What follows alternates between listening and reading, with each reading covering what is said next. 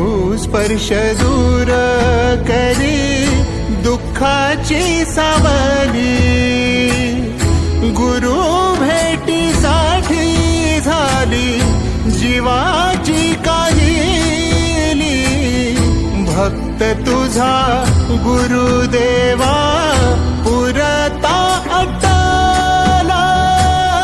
भेटला विठ्ठल माझा, भेटला विठ्ठल।